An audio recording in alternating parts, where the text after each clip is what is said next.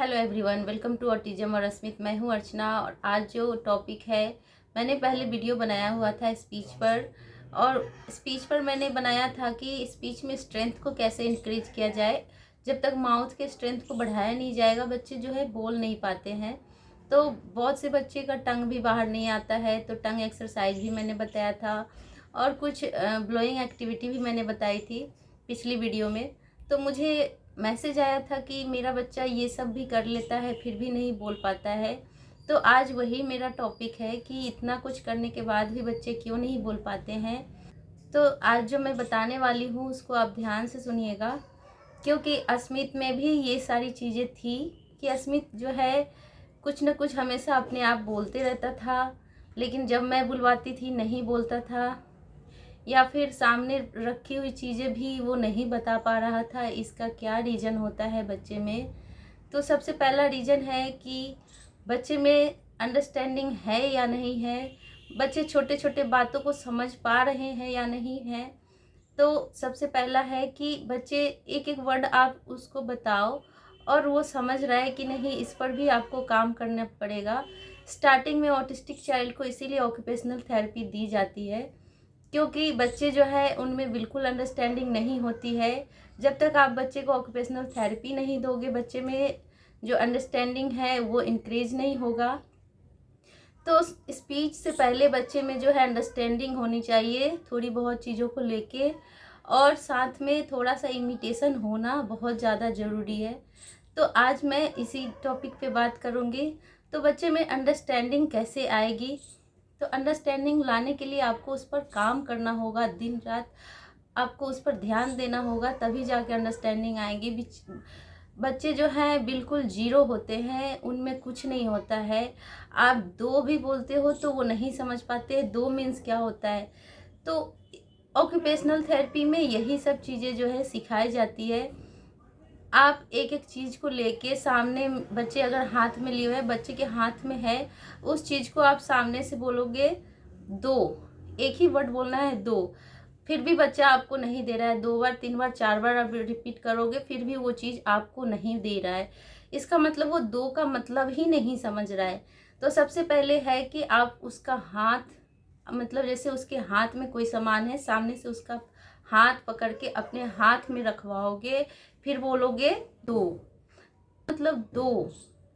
अगर बच्चा नहीं दे पा रहा है, पहले आप हाथ पकड़ के दिलवाओ अपने हाथ में दो। हो, ये बात एक दो बार आपको करवानी ही पड़ेगी। दो दो करके आप ले लिए हो, तीन चार बार आप जब ये करवा लोगे, उसके बाद एक बार आप बच्चे को सामने से कहोगे दो, ऐसे करके दो, मतलब मुझे दो। जिस चीज़ को उसके हाथ, जो चीज़ उसके हाथ में है वो मुझे दो, तभी जाके जो है बच्चे दो मीन समझेंगे। और दो वो उनके वर्ड में, उनके डिक्शनरी में वो बात फिट बैठेगी, तभी जाके बच्चे जो है दो मतलब समझेंगे। देना, खेलना, हंसना, खाना पीना, वो हर चीज़ जब तक बच्चे में अंडरस्टैंडिंग नहीं आएगी, बच्चे में वोकैबुलरी कंप्लीट नहीं होगी, तब तक बच्चे की स्पीच कहाँ से आएगी। तो आपको स्टार्टिंग में बच्चे को जो है पहले आपको वो सारी चीज़ों पर काम करना पड़ेगा, तभी जाके बच्चे में स्पीच आएगी। तो सबसे पहले होता है बच्चे जो है इमिटेट करना शुरू करे, बच्चे जो है अंडरस्टैंडिंग उसमें थोड़ी बहुत आ जाए, वोकैबुलरी कंप्लीट हो, तभी जाके जो है बच्चे जो है समझ पाते हैं। ये नहीं कि ये क्या है, कुत्ता बिल्ली हॉर्स, वो सब तो हम समझा दिए, पिक्चर वाइज भी हम फ्लैश कार्ड से दिखाते हैं, ये कुत्ता है, ये बिल्ली है, ये हॉर्स है, इस तरीके से हम बता तो दे रहे हैं। लेकिन जो नॉर्मल चीज़ें हैं, देना, खेलना, हंसना, रोना, ये सारी चीज़ें बच्चे सीख ही नहीं पाते। जब उनके साथ आप करोगे नहीं, तब तक वो बच्चे सीख नहीं पाएंगे। तो ये सारी चीज़ें आपको सिखानी है, वो भी आप किसी ऐसे बैठे बैठे नहीं कि दो तो समझ गया बच्चा, खाना तो समझ गया, सामने खाना रखोगे, खाना खाओ, खाना खाओ मीन्स खाना खाओ, खाना खिला के आप दिखाओगे तभी बच्चा समझेगा, इसको कहते हैं खाना। और ये हुआ खाना खाना। और बच्चे को हर चीज़ जब करवाते हो उसके साथ आप वर्ड भी यूज करोगे, ये नहीं कि हमारा जो आवाज़ है वो बंद है, बस बच्चे कर रहे हैं। हर चीज़ को आपको, आप आप बोलते बोलते थक जाओगे, इतना आपको बोलना पड़ेगा, 10 बार 15 बार एक वर्ड को 10 बार बोलना पड़ेगा, तब जाके बच्चे कहीं एक बार समझ में आएगा बच्चे में। और इमिटेशन का मतलब है कि बच्चे जो चीज़ आप करवा रहे हो, आप जैसे कोई चीज़ ले लिए हो, अब बच्चे सामने में वो चीज़ है, बच्चा देख रहा है, उसको समझ नहीं रहा है, वो बोलना भी चाह रहा है लेकिन बोल नहीं पा रहा है। तो पानी, तो सामने पानी है लेकिन हमें क्या करना है, उसको बुलवाना है। तो हमने दिखाया कि उसको प्यास लगी है, उसको पानी चाहिए, वो इशारा भी कर रहा है पानी, लेकिन कि वो मुंह से कुछ फील ही नहीं कर पा रहा है। तो हम उसके सामने पानी पानी पानी पा मतलब पापा करके भी वो इमिटेट करे, इसको ही इमिटेशन बोलते हैं। कुत्ता कैसे बोल रहा है, हॉर्स कैसे बोल रहा है, तो हम उन सब चीज़ों की आवाज़ें भी कॉपी करवा सकते हैं बच्चे से। कुत्ता कैसे बोलता है, भौं भौं, तो बच्चे को भौं करना सिखा सकते हैं। आप ऐसे कर रहे हो तो बच्चे भी ऐसे करें। ये सारी चीज़ें जो है बच्चे में आनी चाहिए। आप टंग कॉपी करवा सकते हो, बच्चे को बोल सकते हो आ करो। पहले आवाज़ तो बच्चे निकालेंगे नहीं, कम से कम कॉपी करना सीखेंगे तभी जाके स्पीच आएगी। जब तक बच्चे आपकी कॉपी नहीं करेंगे बच्चे कभी नहीं सीख पाएंगे। इस चीज़ को आप ध्यान में रखिएगा। तो स्पीच आने से पहले जो 2 चीज़ें हैं वो है, पहली कि आपको जो बात आप बच्चे को बता रहे हो क्या उसको समझ में आ रही है, वो बात आप जो बच्चे से करवाना चाहते हो, जो बुलवाना चाहते हो, उसकी मीनिंग उसको समझ में आ रही है या नहीं आ रही, इस बात पर आपको पहले काम करना होगा, तब जाके बच्चे में स्पीच आएगी। आपके बच्चे में कोई स्ट्रेंथ की कमी नहीं है, स्पीच आ सकती है। पूरा एक्सरसाइज आपका बच्चा करता है फिर भी नहीं बोल रहा है, इसका मतलब उसमें अंडरस्टैंडिंग की कमी है। बच्चा कभी कॉपी करना सीखा ही नहीं है। आप पहले बच्चे को कॉपी करवाना सिखाओ। बच्चे टंग बाहर कर रहे हैं आपके वो, क्योंकि उनको पसंद है वो चीज़, वो अब उसका टेस्ट लेना चाहते हैं इसलिए वो टंग बाहर करना चाह रहे हैं। लेकिन क्या उस चीज़ को आप जब बोलते हो कि ऐ करो, ऊपर टंग करो, इधर आ करो, इस तरीके से बच्चे कर रहे हैं या नहीं, ये छोटी छोटी चीज़ों से ही बड़ी चीज़ होती है। तो पहले आप छोटी चीज़ों पर काम करो तभी बच्चे जो है बोलना शुरू करेंगे। पहले एक वर्ण लेके आप बच्चे को सिखाओ तभी आप वर्ड और सेंटेंस को कंप्लीट करवा पाओगे। तो सबसे पहले है कि बच्चे को हम कॉपी करना सिखाएं। तो कॉपी करने का मतलब बच्चे इमिटेट करें, कुछ एनिमल साउंड रिपीट करें। जैसे आप कह रहे हो कुत्ता कैसे बोल रहा है तो बच्चे बोले भौं भौं, इस तरीके से पहले आपको ही 10 बार 15 बार बोलना पड़ेगा कुत्ता कैसे बोल रहा है भौं। कुछ इस तरीके का फेस का एक्सप्रेशन बना के बोलना है कि बच्चे आपके ऊपर गौर करे, बच्चे आपको ऑब्जर्व करे, फिर बच्चे को इंटरेस्ट बढ़े और उस चीज़ को वो रिपीट करना चाहे, आपकी कॉपी करना चाहे। बिल्ली कैसे बोल रही है, म्याऊं, इस तरीके से फेस का एक्सप्रेशन बनाना पड़ेगा बच्चे के सामने। बच्चे जो है इंटरेस्ट, बच्चे के साथ आपको बच्चा बनना पड़ेगा तभी जाके जो है बच्चे में स्पीच आएगी। आपको जो है बहुत ज़्यादा मेहनत, स्पीच एक ऐसी चीज़ है जिसको लाने में आपको जो है, आप जितना बोल पाओगे बच्चा आपका उतना जल्दी सीखेगा। और मैं आपसे बोलती हूँ 3 से लेके 5 साल के बीच में बच्चे का जो है स्पीच आ जाना चाहिए। नहीं तो अगर 5 के ऊपर अगर काम करते हो, स्पीच नहीं आया है, आ जा रहा है, बच्चे में स्पीच आएगी ही आएगी अगर बच्चे में स्पीच है तो, लेकिन कि कुछ कमियां ज़रूर रह जाती है, इसलिए ही मैं बोल रही हूँ। एक चीज़ है कि आप उसको, अगर बच्चे में अच्छी स्पीच की पकड़ है तो बच्चे अच्छे से सीख लेते हैं। लेकिन आप कोशिश करना कि 3 साल से 5 साल के बीच में हमारे बच्चे की स्पीच आ जाए। अगर आप जुनून के साथ काम नहीं करोगे तो बच्चे में कभी स्पीच नहीं आएगी।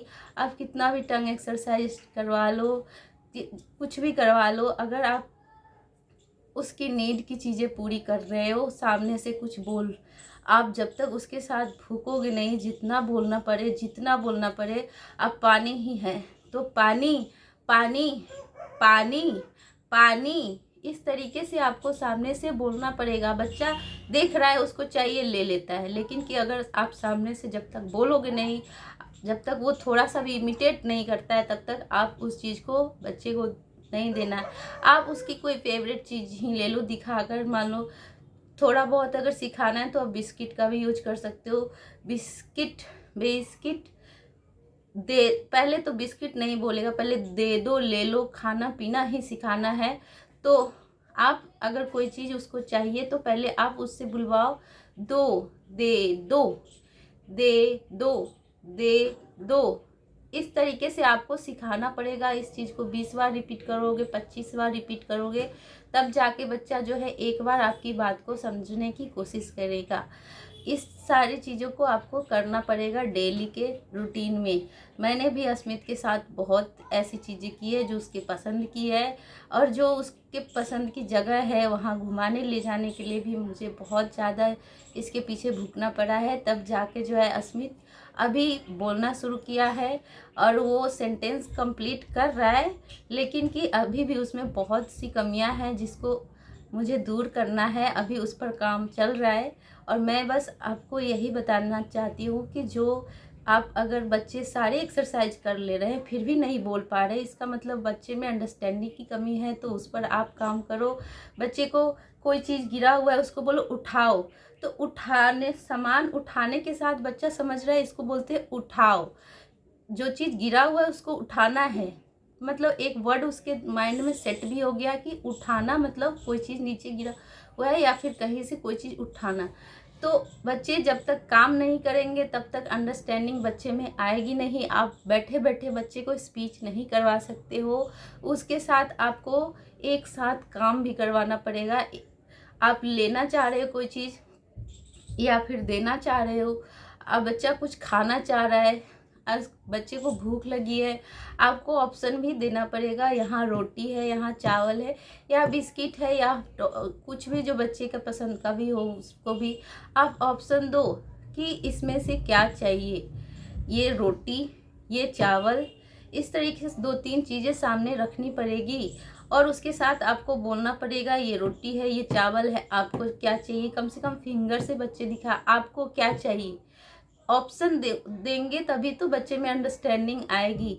तो हमें हर हाल में जितना चीज़ हम दिन भर में बच्चे के साथ करवाते हैं, और उस चीज़ को हमें जो है हमेशा बोलते रहना है जब तक कि बच्चे में स्पीच ना आ जाए। स्पीच आ जाने के बाद भी आपको काम करना है। कई बार बच्चे में स्पीच आ जाने के बाद ही बच्चे रुक जाते हैं, बोलना छोड़ देते हैं, तो ये चीज़ें आपको हमेशा करवानी पड़ेगी। 1-2 घंटे के लिए नहीं, स्पीच के लिए दिन भर में जो भी काम करता है बच्चा उसके साथ आपको बोलना पड़ेगा, तब जाके कहीं बच्चा जो है बोलना सीखे। उसको फोर्सफुली नहीं करना है कि बोलो ये बात, खाना मीन्स खाना, बोलो, आगे पीछे नहीं लगाना है, बस हमें बस काम करते जाना है। बच्चे जो है जब तक अंडरस्टैंडिंग नहीं आएगी बच्चे बोलना नहीं सीखेंगे। तो आप जो ब्लोइंग एक्टिविटी है वो भी करवाओ, साथ में टंग एक्सरसाइज भी करवाओ, साथ में अंडरस्टैंडिंग पर काम करो, साथ में कॉपी करने पर काम करो। अगर आप बोलते हो बच्चे को कि जंप अप हाई, मीन्स बच्चे जंप अप हाई, मतलब बच्चे जो है जंप का मतलब समझते हैं, उस चीज़ को आप बच्चे के सामने करके दिखाओगे। जंप अपने आप भी करोगे, बच्चे को भी हाथ उठा, मतलब एक तरह से बच्चे को भी 1-2 बार जंप करवाना पड़ेगा, तब जाके बच्चे समझेंगे, इसको बोलते हैं जंप। और हैंड्स अप, मतलब हैंड्स अप बोल दिए, बच्चे नहीं समझे, उनके हाथ को पकड़ के ऊपर करेंगे, उनके डिक्शनरी में ये भी फिट हो जाएगा कि इसको बोलते हैं हैंड्स अप। तो स्पीच आने से पहले हमें जो है उसके अंडरस्टैंडिंग पर काम करना है, उसके वो हमारी बातों को कॉपी करता है या नहीं, हमारी बातों को समझता है या नहीं, हम जो एक्सप्रेशन दे रहे हैं उसकी कॉपी करने लायक है कि नहीं है, इस पर पहले आपको काम करना है। आपको फेस का एक्सप्रेशन इस तरीके का बनाना है कि बच्चे उसमें इंटरेस्ट ले, और जितना ज़्यादा आपके बच्चे उसमें इंटरेस्ट लेंगे उतनी जल्दी उनमें स्पीच आएगी। तो आप ये 2 चीज़ पर काम करो तभी जाके बच्चे में स्पीच आएगी। आप जो है हर चीज़ करके दिखाओगे तभी बच्चे में अंडरस्टैंडिंग आएगी। तो आई होप कि आपको इस वीडियो से बहुत कुछ सीखने को मिला है। तो मिलते हैं एक नए वीडियो के साथ, तब तक के लिए बाय।